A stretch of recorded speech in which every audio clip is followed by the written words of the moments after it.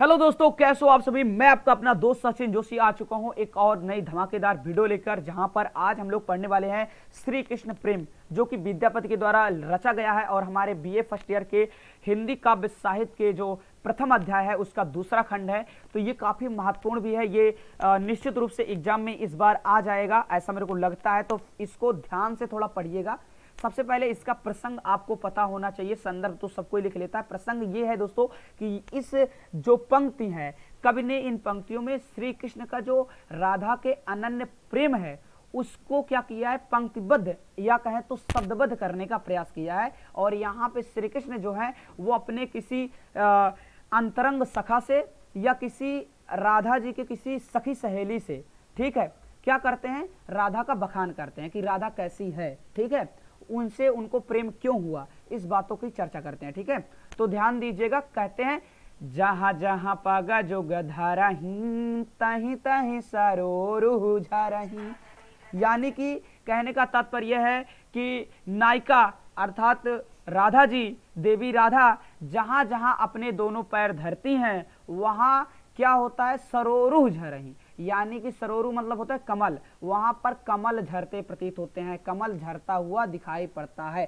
ऐसा क्यों होता है मैं आपको बताता हूं। इसका कारण यह है कि जब राधा जी चलती हैं तो उनके पांव में देखोगे आप लोग कि गांव में क्या करती हैं महिलाएं, अपने तलवे में लाल रकम का रंग लगाई रहती हैं, ठीक है, लाल रंग लगाई रहती हैं, ठीक है। तो उसी के कारण जब राधा जी चलती हैं धरती पर तो उस लालिमा के कारण, उस तलवे की लालिमा के कारण जमीन क्या हो जाता है, लाल लाल हो जाता है। और ऐसा प्रतीत होता है कि वो जहां जहां अपने दोनों पैर रखती हैं वहां कमल खिलता है, क्योंकि कमल भी कैसा होता है, लाल होता है। तो ऐसा लग रहा है कि वो जहां जहां अपने दोनों पैर रखती हैं वहां वहां कमल खिलते प्रतीत होते हैं, कमल झरते हुए दिखाई पड़ते हैं। ठीक है, जहां जहां झलकत अंग तहीं तहीं बिजुरी तरंग। जहां जहां झलकत अंग का मतलब है कि जहां जहां उनके अंग प्रदर्शित होते हैं, जहां जहां उनके अंग दिखाई पड़ते हैं, तहीं तहीं बिजुली तरंग, वहां वहां क्या हो जाता है, बिजुली कौन हो जाती है। बिजुली माने बिजुली, तरंग माने कौन जाना, वहां वहां क्या होता है, बिजुली जो होती है कौन जाती है। देखो कभी भी क्या होता है ना, सूर्य का जो प्रकाश होता है आप देखेंगे कि जब शीशे से टकराता है तो बहुत ज्यादा इधर उधर छिटक जाता है, जिसे हम कहते हैं कि क्या हो जाता है, कहें तो बिखर जाता है। ठीक उसी तरह जब राधा जी के जो अंग दिख रहे हैं उस अंग में जब प्रकाश पड़ता है तो वो बिजुली की तरह क्या करता है, कौंध जाता है। यानी कि अगर अर्थ सही से देखा जाए तो जिस प्रकार कांच से जो हमको मतलब कि प्रकाश आता है उसको हम देख नहीं पाते हैं। देखो आंख कहते हैं चकाचौंध लग रहा है, ठीक है, तो बिल्कुल वैसे ही जब राधा जी के जो अंग झलक रहे हैं, जो दिख रहे हैं, उस अंग में जब प्रकाश पड़ता है तो बिल्कुल जो देखने वाला है उसको, उसके आंखों में चकाचौंध सा हो जाता है। इसलिए कहा गया है कि जहां जहां उनके अंग झलकते हैं वहां मानो बिजुली कौंध जाती है। ठीक है, कि हेरल अपूर्व गौरी पैठल ही मधिमोरी। की माने कुछ नहीं, उसको सिर्फ वाक्य बनाने के लिए प्रयोग किया गया। हेरल माने देख करके, अपूर्व गौरी माने अपूर्व गौरांगना को, इतनी अनिद सुंदरी को, पैठल माने बैठ गई है, ही माने हृदय में, मधि माने हमेशा के लिए, सर्वत के लिए, मेरे, मोरी माने मेरे, यानी वह क्या हो गई है, ऐसी गौरांगना को, ऐसी अपूर्व गौरांगना को, ऐसी अपूर्व अनिद सुंदरी को देखते ही वह हमारे हृदय में बैठ गई है, सदा सर्वदा के लिए बैठ गई। ऐसा कौन कह रहे हैं, भगवान श्री कृष्ण कह रहे हैं कि ऐसे अपूर्व गौरांगना को, ऐसे अनिद सुंदरी को देखते ही वह मेरे हृदय में सदा सर्वदा के लिए बैठ गई है। ठीक है, फिर लिखते हैं जहां जहां नयन विकास तहीं तहीं कमल प्रकाश। जहां मतलब जहां जहां नयन माने उनका नयन यानी आंख, विकास माने विकसित होता है, यानी जहां जहां वो देखती हैं, तहीं तहीं माने तहां तहां,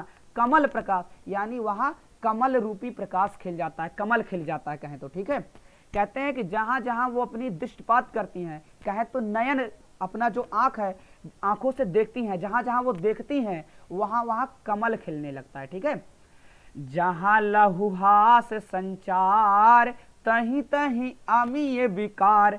जहां माने जिस जगह पे, लहु माने छोटा यानी लघु, हास माने हंसी, संचार माने कहे तो बिखरित होता है, मतलब कि संचारित होता है, फैलता है, तहीं तहीं अमी विकार। अमी माने होता है, अमी माने क्या होता है, अमृत, विकार माने बरसना, यानी जहां जहां उनके छोटा सा कहें तो लघु मधुर जो हास्य है, क्या कहते हैं, लघु मधुर हास्य संचरित होता है, वहां वहां अमृत की वर्षा होने लगती है। ठीक है, जहां जहां कुटिल कटाक्ष ततहि मदन सरलाख, यानी जहां जहां उनके कुटिल कटाक्ष पड़ते हैं वहां लाखों, यानी जो कामदेव हैं, मदन माने मदन सरलाख माने जो, ततहि मदन सरलाख, वहां लाखों बाण भेद जाते हैं। ठीक है, यानी कि जिसके ऊपर वो कुटिल कटाक्ष कर देती हैं,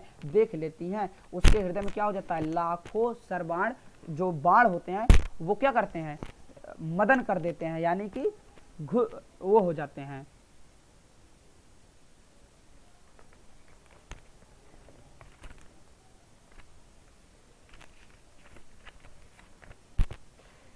जहां जहां कुटिल कटाक्ष वहां ही काम, जहां उसके कुटिल कटाक्ष पड़ते हैं वही कामदेव के बाद वेद जाते हैं।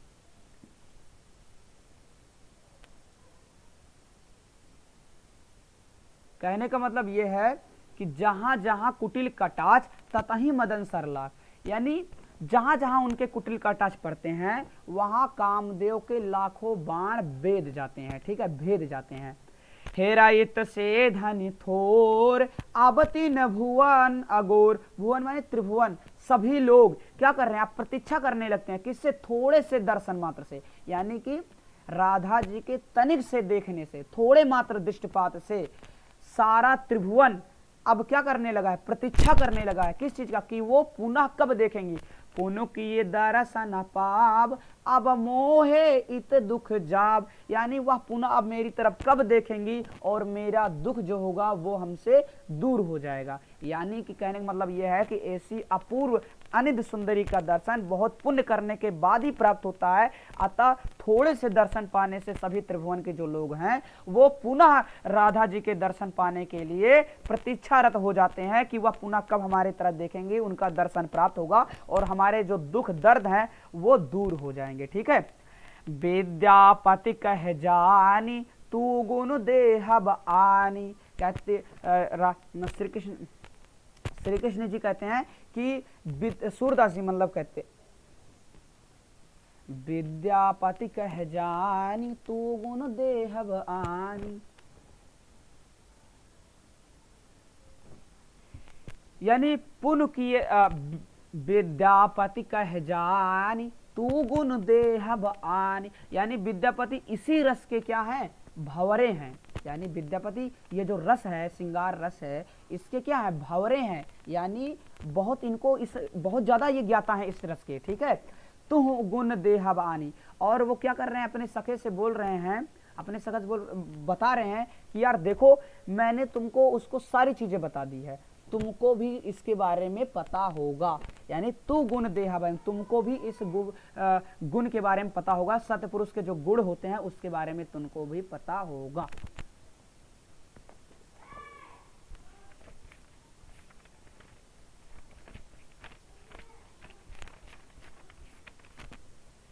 विद्यापति का कहना है कि तुम्हारे